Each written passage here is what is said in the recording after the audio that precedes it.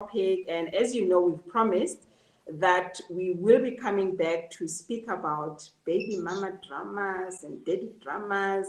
And as you know, which a lot of people are really struggling with that. And we have children involved in such dynamics.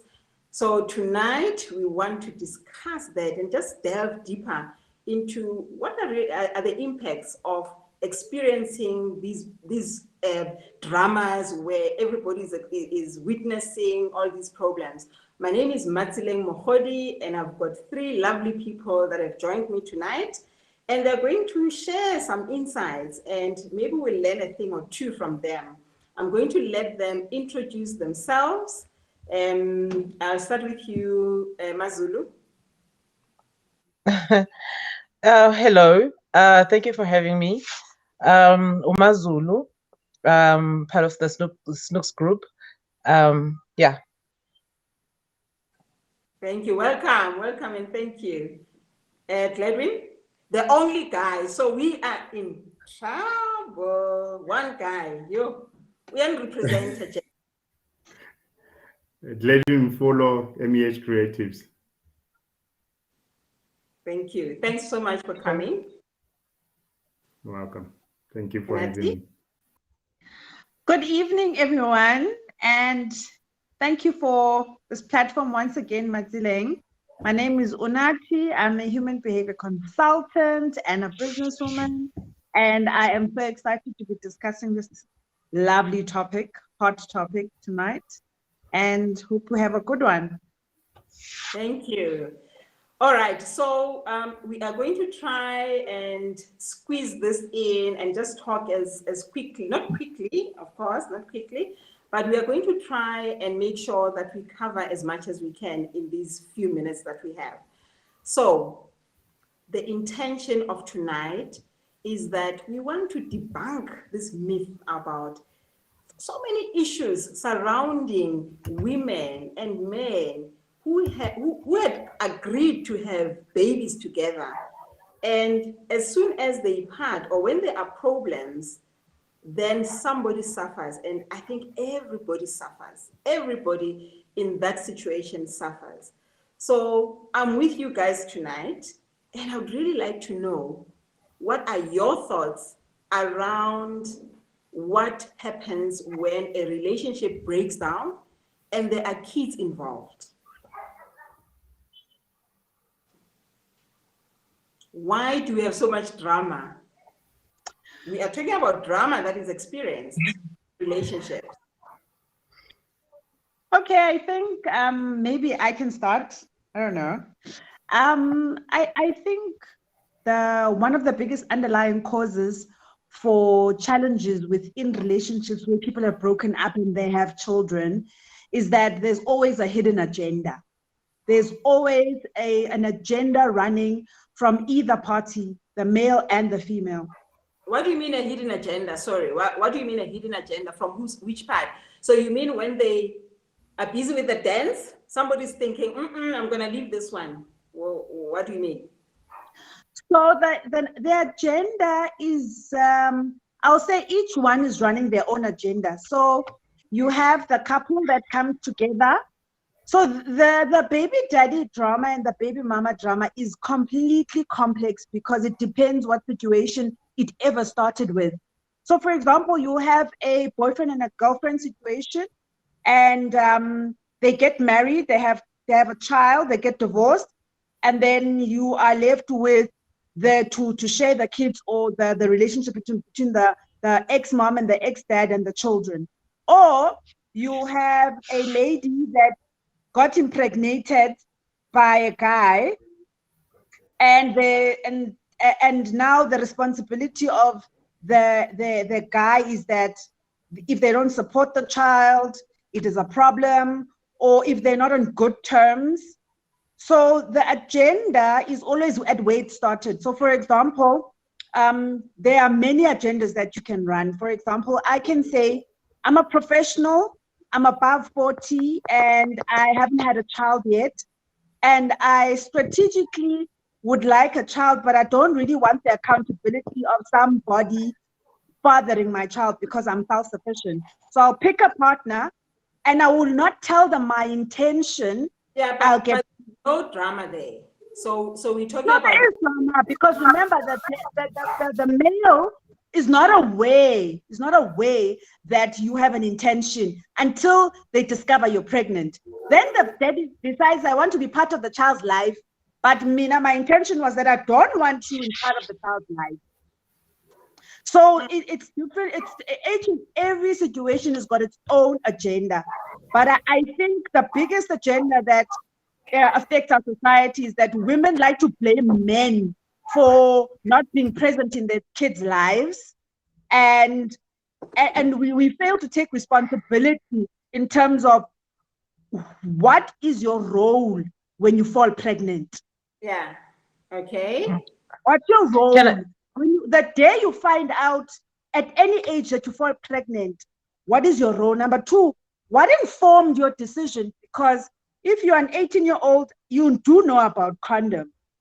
You do know about contraception. So you What say was your somebody motive? was pregnant. So let's allow Jabu Mazulu to come in. Cool. I hear Unati, I hear you, but reality is that for somebody like me, Okulele Lokshini,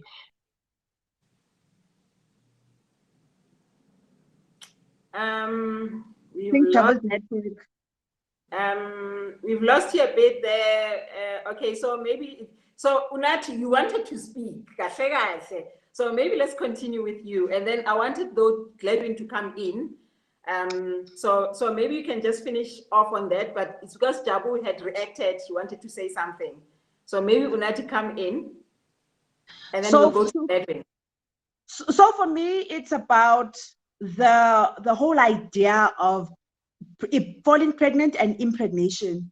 So for me, on the women's perspective, what is very important is that the responsibility of carrying a child belongs to you, not to a guy.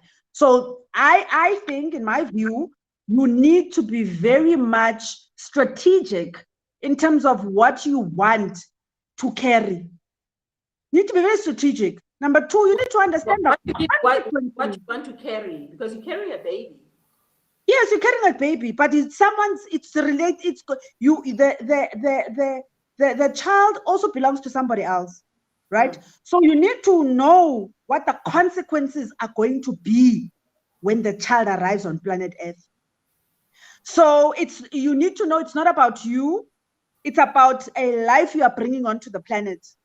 So even if the father would die, the story still needs to evolve around the child as well. It's not only about you.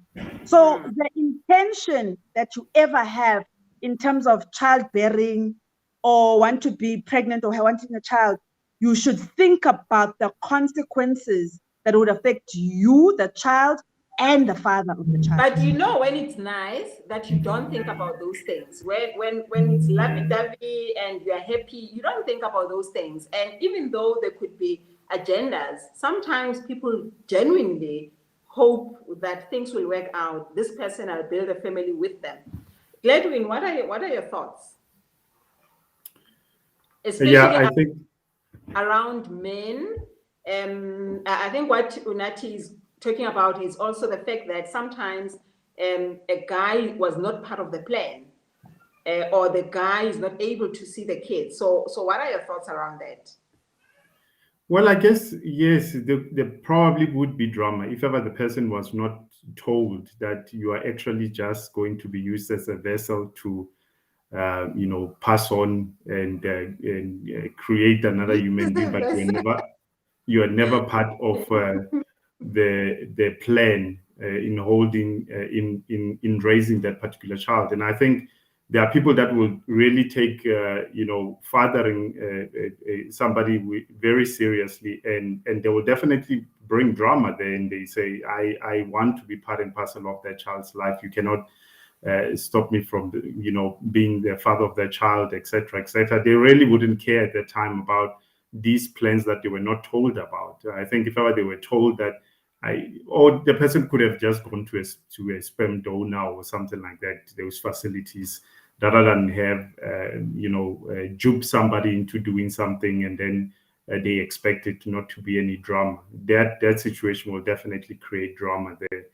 And and I guess in most cases, the people that probably experiences the more drama are the guys, depending on what they get themselves into, a couple of maybe partners, and they have children with different partners, and the drama that comes with having to take care of those kids, and the demands that come from the different mothers. And this one would say he's going to this school, that one is going to a different school, this one is asking why is this one going to that. There's always going to be comparison and all these other things that goes with that. It's really unfortunate that you find yourself in those situations. Sometimes you might have had a child with somebody else, and when you are not, maybe you're still single for that matter, and then you start getting married, and then all the dramas come out because somebody now becomes bitter with the fact that you didn't choose them, you have left them with a child, and you chose somebody else, and then they create the drama, and just to make your life a little bit miserable because they were not the chosen one, in guessing this regard. And there might have been other issues that have led to this separation or whatever the case, but somebody still holds the grudge that things didn't work out, and now you are with somebody else. And so forth. And it's even worse when, I guess, it's a buildup of, because sometimes people have kids and then they have a challenge in going back to the shape that they were before, and then they just feel that, don't talk about shapes, please. Don't talk about shapes. Don't go there. You're starting another topic now. So yeah, it's I guess there's quite a number of elements that would lead to this drama being in relationships there and stuff like that. And it's the unfortunate thing is if ever this drama continues, it is not conducive for the kids, and at the end the mother starts painting a bad picture about the other partner, or the father paints a picture about the mother or something like that. I don't think the drama comes only from women, and you can still find men who bring drama into the picture as well. Yeah, those are my thoughts. Yeah, what happens if the father wants to see his child, but the mother is refusing? What do you think should happen? And what do guys go through when their partner is refusing them access to the child? Well, I guess most of the time, yes, it is, because if ever even when you try to go the legal route, they would always, make the mention of the child is better off with the mother, etc., and for various reasons for that matter. And you find that sometimes they do go through a process of trying to get legal opinions about the options of, what do they have, what options do they have at that time. And some other time it's very much difficult to get rulings that will probably favor them in that. And no matter how hard they try to be part and parcel of their children's life, it becomes much more difficult because the law is not really allowing for them to participate in that. So I like what Gladwin said with regard to the gender. Oh, Jabu's back. Nice. Yes, I'm back. So just to close on my point before Jabu gets to have a nice little chat, is that I think one of the biggest agenda as well is money. I think that one of the biggest agendas that is run with regards to baby mama and baby daddy drama is highly money. So we need to be open, because some people get into it because they want their kids to be raised comfortably. They want their children to receive the benefits from the guy. Sorry? So are you saying that sometimes people have, like a woman would have a baby with a guy simply because they want their child to be raised by this guy? They want their child to have the privilege of the financial benefit, to be able to be supported by. So a lot of the things that are happening nowadays is that women will go after a guy that has got money, and then they will threaten the guy to say, I'll expose you, and this will tamper with your work, I'll destabilize your life, because this guy's got money. If a guy is poor, what are you going to get out of the guy ultimately? So women are in the maintenance court. They are causing serious dramas for men because of money. It's honestly because I know women that can afford their kids, not they don't even rely on men for money for their children, married or unmarried. But people who take the responsibility, they don't have the financial burden of having to go to this guy and say, support my child. But the biggest agenda is money. But then are you saying that when there is no money, the drama is less? When there's no money, the drama is less. I'm telling you. Okay. Do you Mazulu, Gladwin, do you agree? Do you agree with that? That when there's no money, then the drama is less? I agree, but at the same time, I also don't agree. It's not necessarily about money, but money is actually the biggest reason why there would be those fights between the two. You know, it would be a matter of I maintain umntwana, the so and so doesn't maintain the kid and whatnot, therefore refusing them access to the baby or the kids.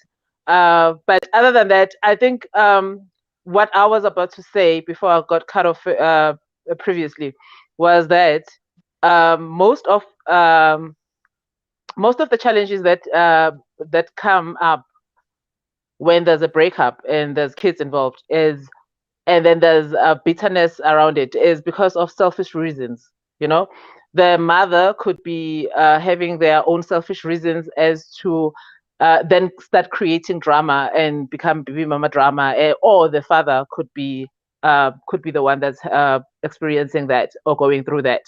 So it's not necessarily always about money, but money is part of it. So maybe then we're saying if the guy is supporting, then it's very unlikely that there would be problems. From what you say, is that no, with my experience, Onati. But then tell me, what happens if, despite having all of that support, that because the woman, which is what Gladwin was saying, the woman wants to be the wife or wants to be the number one, and they still take. What do you say about that? So what Gladwin said is very true. Sometimes, let's say in a situation where we've now sorted out the money, the guy supports the child. Then we go deeper to say, yeah, but you didn't choose me. Number two, why are the kids of that woman getting so and my child is not? So the agenda, the underlying agenda is also still money, because if this guy was poor and the wife is so poor, they're a street vendor, they're selling apples, and the baby mama is driving a car passing them, she'd be laughing. She wouldn't be concerned about their livelihood and bothering them. She'd see that they're struggling. She'd actually be saying, you thank God I left that guy. Look where he is today. But do you think is that really what happens? Men with no money, please. Women don't play like that. Is that what really, Nana? I see Gladwin Daddy. I'm not hearing this. So okay, so we are saying that money is the main thing in these problems. And it's one of the biggest things, because let's say, for example, the guy is not that moneyed, but the dad's family, the guy's family is quite wealthy, they're well known. I want my kids to be known that they come from that family. If those people live in mud huts, you don't want that. So tell me, how do we liberate our children from such shackles, where they are now part of these dynamics where it really impacts them? So how do we liberate our children from that? Because children suffer the most. So how do we liberate them? I think I think we are- it's, and please forgive me because, you know, the perks of having the small ones, they always want your attention Yes, sometimes Daddy, when Daddy, you it's this. fine. I think working from home has also taught us that they're always going to be there and stuff. So Okay. what I think we need to be doing is I think sometimes we need to put the priorities of the children first before our own agendas in that regard. I think in that fashion we will then be able to enhance the relationship that still exists because to be good parents to kids, as much as it didn't work out, we can still be great parents to that child and then be able to to make them feel that they are still part and parcel. They have a father, they have a mother, and they can still, you know, get the benefits of both parents in that light. And then be able to tell the kids that yes, when it started off, when we made you, it was out of love. When we But made you, grew how? apart. And sorry. When we made you, how? When we made yes, those are the questions that we'll say we'll talk to you about it when you're a little bit grown, and we'll tell you a lot more about it. But I think is that equally, I think the second part would be on, you know, sometimes we find that maybe that person that I had a child with gets some negative influences from friends or something like that. But me, o ka se mo tlogele, o go dirileng, bona fela go nna gore o etsang and dilo tse tshwanang tse, when negatively influence this person to go and create havoc on that thing without even them caring about what are the consequences for the child that she has. And when you start writing them off or you move away from that particular location and you decide to relocate because this woman is just too much trouble at that time, and you're away from the child that would have been benefiting from a good relationship that would have existed between you and that and the partner that you broke up with. I like So, yeah. that. Yeah, I like that. So regardless of what is happening between the couple or the ex-couple, the child or the children must come first. So this means that even if they are not together, so let's say the father doesn't want to see the kids, the mother must shower the child with so much love that that child doesn't even feel that the father is not there. Is it possible to do that? Of course, it is. So I think on my end, you know, raising a child is one of the biggest gifts human beings are going to receive on planet Earth. That is that's your riches. The primary riches and your wealth bearing is the relationship that you have in terms of raising your child, because it's the burden of responsibility. So for me, when I said that you need to realize falling pregnant, it's number one, it's not a joke. But also, I think we should start by getting educated as young children, boys and girls, to get educated in terms of understanding what the implications are when you decide to engage in sexual acts and to engage in having children. It's a very big responsibility. Number two, I believe that when a soul decides to descend on planet Earth, it is a divine kind of choice and intervention. It goes beyond and it transcends whatever challenges and agendas that the partners had when they ran that strategy. So whoever at a particular point has the burden of responsibility of raising the child must understand that your child does not belong to you. The child belongs to the world. They have their own journey. Your purpose is bring it back to the house, to the family. You know. So for me, you firstly you need to love the child. You need to love the child outside of if we have or we have not. You need to love the child. Your representation of love, it is the child's first understanding of what love is. Yeah. Number two, it's the influences and how you raise your child that become a challenge. Because if you are continuously brainwashing your child to realize that the father will always be the primary influencer of the child. So sometimes But if the mother is running an agenda, if the mother is running her own agenda, this child is part of the pawn in the agenda.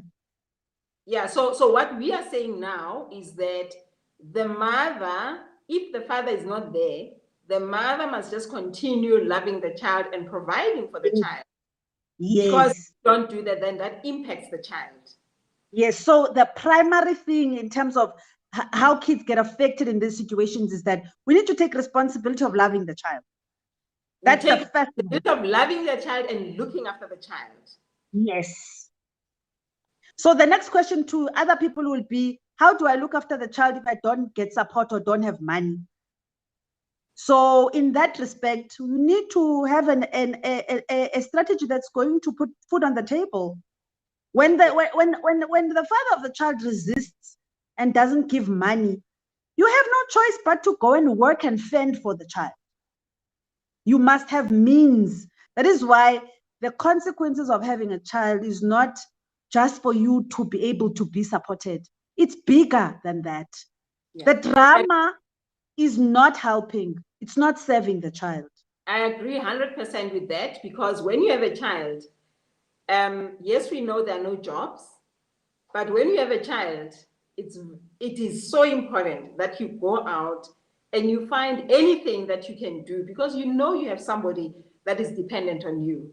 And if the father comes around and they start supporting the child, that is a plus. It also doesn't mean that now you can relax and stop.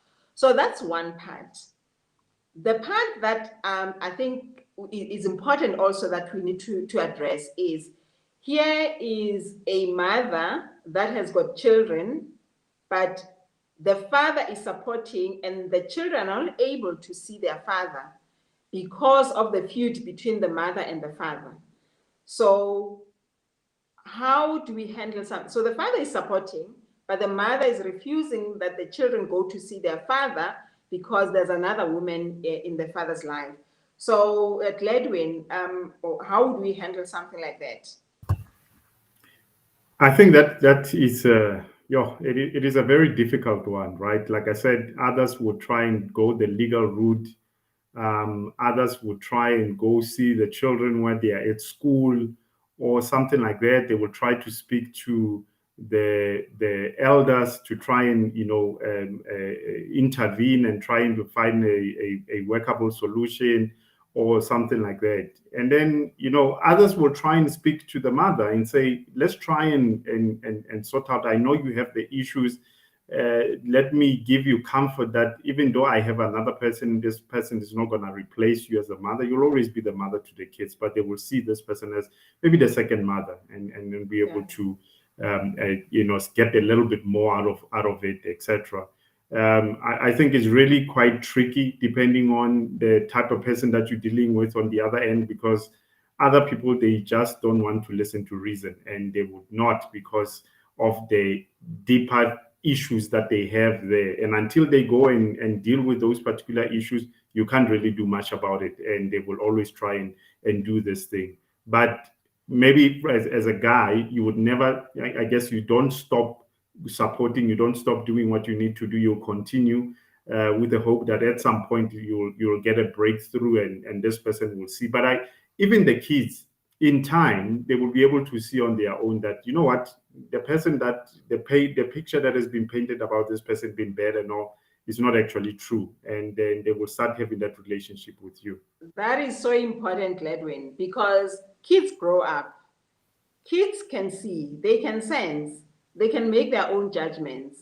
But unfortunately, whilst they are doing that, then they start to blame somebody within the family, because they will see that, I've been listening to this one party, but actually, this is what is happening. So I also liked what you said about the father continue to support the kids. So whether the mother is economically independent, the father can continue sending the money, and the money can be saved for the kids, or he can save the money for the kids instead of not providing for the kids at all. But the biggest problem, I think, because the one main thing about guys is that maybe they don't see the kid, they don't see the kids, or they don't support the kids. So what are the strategies that we can use when we have a situation where the father is not supporting, is not seeing the kids? So just let's just close that part. What are the strategies that a woman can do, a woman with children can use if the father is not providing and is not seeing the kids, and she wants the father to be in the kid's life? So what strategies can they use? I think when it comes to children, because we are guardians to them, if you have a situation where the guy's got kids and and the challenge is generally between the adults. So I think the people who are the custodians, who bear the responsibility of the main guardianship, which are the moms, they need to come to a fair ground, because the lady that's married to the guy, she needs to realize that it ultimately would not serve her for the guy not to be a part of the children's lives if he wants to be. So then if you and your husband agree that you would like that, you then need to open the playing field for the other party, which is the other mother on the other end, but also realizing that that person also needs to be part of the agenda of the children. If the person is still running an old agenda, it still becomes a challenge to the kids. So I'll give you another example. My parents got divorced. And before the divorce, we had not known a family without a mom and a dad, right? But we saw the problems and the issues within the marriage. At time of divorce, when the courts asked my dad in terms of custody, my dad was clinical, unlike many other men. He had his own view, and he said, I don't want the lady and her children. And for other people, that was astonishing. How can this man not want his kids after so long? Blah, blah, blah, blah, blah, blah. And people would look at us as not being wanted or not being chosen. But to a degree, now that I'm older, I realize why he said that. He knew deep down that to raise children is a very big responsibility, and he's done it with someone. And the person who's the biggest caregiver of these kids is the mother. So they fare better with the mom. Maybe he wanted us as the kids to take the responsibility and the initiatives upon us to say we want to go to our dad at our own accord, not be enforced by the court. Right? So it opens another playing field where people think of it only one-sided. It opens another playing field to say, okay, this guy said this, but I don't really think it's true because this guy has raised us. So what did I do? After a long time, I went to my dad. He received me well. As much as he was still running an old agenda with my mom, but with me, he didn't turn me away. He didn't hate me. I mean, remember when he said that, I mean, like you said, he raised you. So there's no way that he said he does. You know, he could have said it in the heat of the moment because he was angry or hurt or he wanted to hurt your mom. But deep down, you know that he could never have stopped loving you guys as his children. So what I would really like to know is, here is a woman, and the guy doesn't want to see the kids, and he's not supporting the kids. What should the woman do? Continue and look after the kids, or continue fighting the guy? We know that it is the responsibility of the guy to look after the kids, but if it puts the kids into trouble, because right now we know maintenance costs are full because guys don't want to support their kids. But how healthy is it for the woman herself to be fighting this man? How healthy is it for her to really continue with her life instead of depending on the guy? I think it's quite tricky, right? Yes, people could go the legal route to find and make sure that this person supports the child. And some of them become successful depending on whether they do have access to, reputable lawyers and stuff like that who can really get this thing done properly. And then on the other hand, you have people who have, I guess, principles of, a woman would look at this thing and say, why do I need to force the situation when somebody doesn't volunteer to take care of their own kids? Why would I want somebody like that in my life? And they will probably, match it to being married to being in a marriage that is not really working, and you are trying to fight something that you know that this thing is not going to work. And at that time, the person decides that, you know what, I think I've tried all the avenues. I've given the person all the opportunity to be part and parcel of our kids' lives, and they haven't. And as such, I'm not going to force the situation, because I think it's getting to a point where most women can hold their own. They can do as good job as we can, be it in the corporate, and they earn the same kind of money and stuff like that, and be able to still provide that life for the kids that without the support from the other men, and they would still be able to do that. But the unfortunate part is, majority of the time, men are the ones that are always working and providing for the families, and maybe earning better, and so forth, and hence women would always want to try and find a way of pushing and getting them to contribute what they need to contribute from there, because they want a better life for them. So I say to them, if ever they have avenues that they could push, they must push that, for them to do their part, for those men to do their part. And whether it's a form of legal, whether it's a form of intervention through adults or elders in that, whether it's through finding friends that they know this guy would be able to listen to and talk to them and try and convince them otherwise, whether it's been them engaging them and trying to find a way of, saying, if ever there's issues that we need to deal with, so we can put them off the way and really look at how we take care of the kids. Maybe those are the things that they would need to engage in and try and find a resolution. And if ever all those things fail, the last one, it will probably be just giving up and saying, this person is not going to work, and then moving on from there. Thanks, Gladwin. I can see now we've really run out of time, and we need to wrap up. Sure, this topic, I would have really loved to also look at what should a partner do if the children of the children that okay, there's a guy, he's got children with another woman, but the children do not want the woman. But the father wants to have a relationship. How would we be able to handle something like that? I guess we will have to get to a point of understanding why the kids are like that. Yes.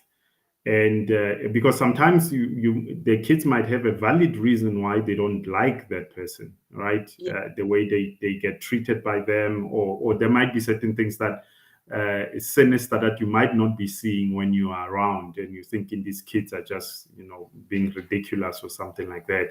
But when you're not there, other things are happening there.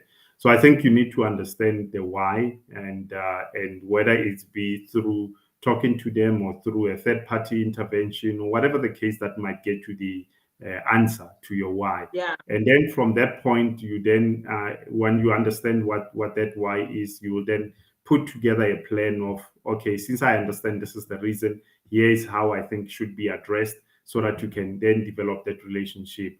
But I think sometimes it gets to a point where it's just not going to work. They just not going to get along, and I guess for other people that becomes a deal breaker, where they say, I cannot have my children like my partner or something like that, or the other way around. Somebody says, I can't be with you when your children don't like me or something like that. It becomes a deal breaker sometimes, which is unfortunate, but Really the reality of the situation. Yeah, I want us to take a few questions or comments. You're Gladwin, I'm old. I can't see. Please read on your side. Let's see. A time has gone, huh? From Moto was making a comment in saying, what is difficult is having a father who only parents when they want to. They are only available to parent and talk to the child via the phone. This becomes strenuous to the mother because the father dictates and creates false expectation to the child. That's a big one. It is. I think it's very unfortunate because these false expectations, getting the kids all excited and only to break their hearts later on that you don't deliver. And because the children are so loving, they will continue to love that parent, even when they know. And the mother keeps saying that, this guy will always break your heart because he has all these things, that the expectations that he creates, and he doesn't fulfill those expectations and so forth. But equally, knowing that the kids love their father, doesn't want to be that bad mother that is going to, cut it off and say, no, I don't want you to do anything with this man going forward, etc. It is a very difficult one and very unfortunate situation. And that does happen, I think, quite a lot for a lot of mothers. So maybe the tip that we can give to such mothers where a father disappoints, maybe let's start to train our kids and do it as a game and say, your father will come and pick you up, but if they don't come, and then we have plan B, because we know how children want to see their fathers. And if a promise has been made, the children want to see their father. So perhaps as a way of making it easier on the child is to have a plan B. So that it is not completely disappointing for the child, and you do something that really interests the child, so that it overcompensates on the disappointment that is there.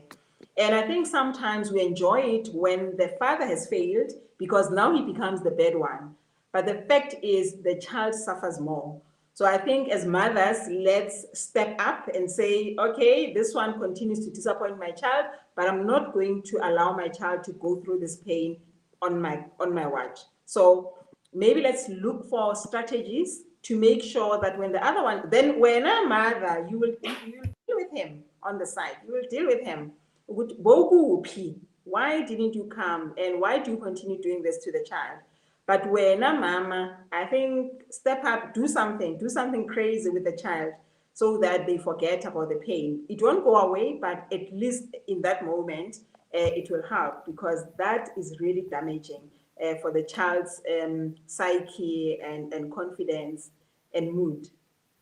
Yeah, and I think it also becomes important to seek third-party help. And I guess among Black people, there's always a challenge of going to see a psychologist or taking your kids to a psychologist because they kind of assume that it seems like something is wrong. But you can find, because these people have been taught to teach us how to find a coping mechanism on difficult situations, etc., etc. And sometimes taking your child there might be of benefit, and the child has a better coping mechanism when there's this disappointment comes across, etc., etc. And they also give you tips on how to deal with those disappointments as the mother, the primary parent who's taking care of the child and dealing with these disappointments, etc. I love that because seeing a counselor, a social worker, is not necessarily for people that have problems.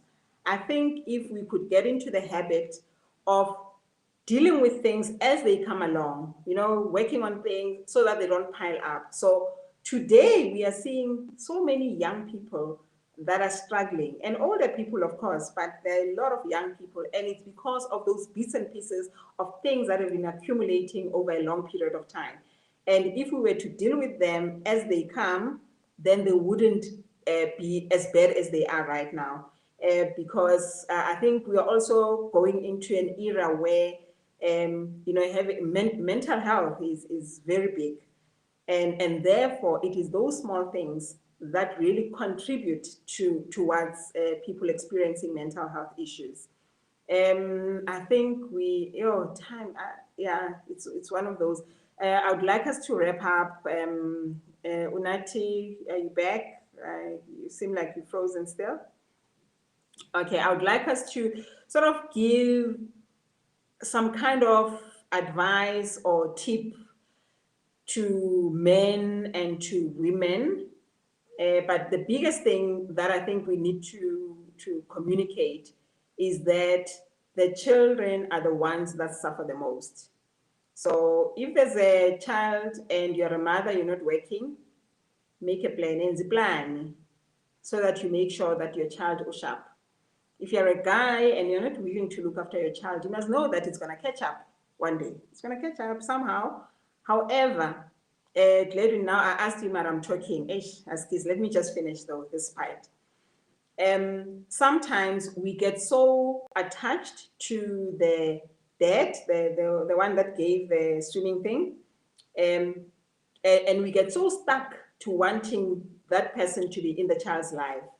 When we have uncles, we have teachers, we have sisters, brothers, who could play the role that the father is playing, instead of wanting this person who doesn't want to be in the child's life. So it is very important to see, because it doesn't help us, it doesn't help the child to want to force somebody. Rather show the child that there are other people. Make sure that the uncles, the aunts, the grandfathers, they're all there to support the child. So we are just trying to wrap it up, because it's a very big problem in our society. And we have a lot of young, especially young mothers, who are very dependent on their baby daddies to support the children. But the baby daddies are committed elsewhere. And it's creating a lot of stress and problems for families. So just in closing, what else can we say? Let's see. Some men are bitter. Yes, men are bitter. Things happen, Pela. Or when men are bitter, women are bitter. But it's not helping anyone. There's that comment. It's Mozo. Yeah. So Mozo, I agree. It's very broad. This topic is very broad. And I think with the time that we have, it's really not doing justice to everything. But I'd really like us to sort of close it up so that somebody can take the last nuggets out of this. Am I on? Yes, you are on. We've been watching you doing things. Okay, in closing, I think our society needs to start really realizing that if we want to raise children that are going to be beneficial in society, we need to take responsibility for our actions. The drama between people that have had a child is not worth that. It's honestly not worth it. It impacts the child school-wise, personality-wise, and this cycle gets repeated. So if we can choose, if as mothers, and I'll talk about women, if we can choose to be to play a role that is going to be ours in this child's life, and make sure that we allow this child one day when they go out by themselves into the world, they're able not to bear so many burdens, all because I wanted a relationship with their father. It just can't be all about that. It needs to be about the children's future and being able to get an opportunity to raise a child in life. I think the responsibility is way bigger than just an opportunity cost between a failed relationship. It's bigger than that. Can we try and support these kids to realize that we are supporters and guiders and the people that love them in their lives, irregardless of whatever happened between us? Yeah, that's so true. That's so true, Nati. And I think, I guess in hindsight, everything looks perfect in hindsight, and you could say to people, maybe you could have made your choices a little bit differently and so forth. But in most cases, you find that when all these things happen, people are still happy, they're still in love, they're still doing all these other things. And saying something happens and it brings all this drama into one's life. But I think, to your point, I think the importance should be what would be the benefit outcome for my child, and how can I make that happen? And if ever the other party is willing to participate in making sure that that life is preserved and is taken care of and so forth, then good. If ever they're not, then you know that you're better off and be able just to continue on your own. And I think Matsele spoke about seeking, some support from family, whether it's brothers, uncles, that could literally play the role of a father. Or in this case, there are now mothers who don't want their kids, and a father is now having to take care of their kids and so forth. And they could also do the same in taking care of that. But where things didn't work out, I think it will probably be best if ever you just accept, yes, it will be heartbreaking when you break up with that person, but accept that things didn't work out and say, what can we be that will be the best for the child on the next phase, and then be able to see if ever you are able to work things out with that partner, and then be able to move from that point. And I think in that, there will be less drama, I guess, and also be able to, if ever you have a new partner, be able to be open and tell them about the child, tell them about the mother, tell about how you communicate with them, engage with them. So you minimize all this drama that you're meeting up with somebody and people get suspicious or something like that. They get comfortable as well to avoid all this drama. So there's quite a bit, and I must agree with Khomotso that this topic is so broad because there's so many elements to it that can influence this drama that happens there, that we could take a piece of it and then dissect it even more to get a better understanding of it. But I think from all the contributions that have been given today, it has been good, and I must apologize for the networks that have been going there, the babies that we're carrying here. It's part and parcel of the life that we live now, whether it's Eskom switching off electricity with load shedding, or us having to working from home. It means you have your kids with you around and stuff like that. And sometimes they don't understand. They're just cranky. They just want you to hold them and so forth. And that's how we become parents, right? In it. And so I guess it's that time. Since Matsele is not here, maybe let me just thank everyone for attending, for listening, for spending the hour with us. And hopefully they got some piece of information, knowledge from us, and and hopefully this will empower them. This will allow them to go and fetch their power and be the amazing human beings that they want to be. And women can strive to be the guardians of society, because we are the biggest influencers in society. Women are the biggest influencers in society. We determine what happens. Let us empower ourselves. Power gone. Can you see this? Huh? I just apologize to everyone because I knew that we have Eskom issues and all these other things. So I guess, Kanjani. So in the midst of troubles, let's not forget that we need to rise above. Yeah. We need to rise above. Yeah, thank you guys for holding the fort. And I'm hoping that this cutoff will not really affect us a lot, but I think we had a really good conversation, and I'm hoping that we can be able to find another time to sort of continue, because I know that there were quite a lot of points that we had prepared, and we wanted to sort of go deeper into them. So hopefully in another session, we'll be able to go deeper. So maybe let's close. I'm not sure whether you're doing your closing remarks Or Yeah, He we whether did. He did. Yeah, he did. you did. Gladwin?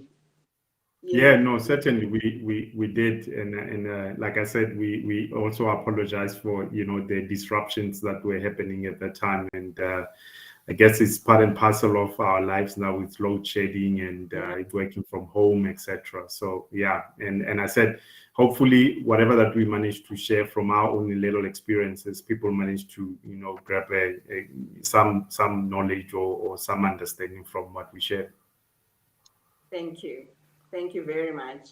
And I really do hope that we will always put children first and understand that if things are not right between the couple, that the biggest sufferers are the children. So if we can always really remember to put children first. And I think I also want, just in my closing, to say it's also very important that we don't get attached to wanting the actual sperm donor to be there for the child. Because there could be other people that could support you and support the child, so that the child does not carry all these burdens because the real father is not there. So there is a difference between a father and a dad. So just make sure you remind your child and you help your child to not get stuck and be impacted by the problems between the mother and the father. So thank you very much for joining us. My name is Matsileng Mahodi from I Get It Now. Please follow us on Instagram. So we are working on having our sessions on Instagram as well. So you can also go on YouTube. Our sessions are on YouTube as well. So thank you very much for joining us. Continue following our posts, and we'd really love to hear a lot from you so that we know what other topics are important for you, so that we can cover those as well. So thank you very much and good night. Thank you. Thank you, Nati and Glenn. Unfortunately, Jabu, I think it's load shedding as well. So, but thank you very much, and thank you for your insights, for your input, and for your time. So thank you very much. Most welcome.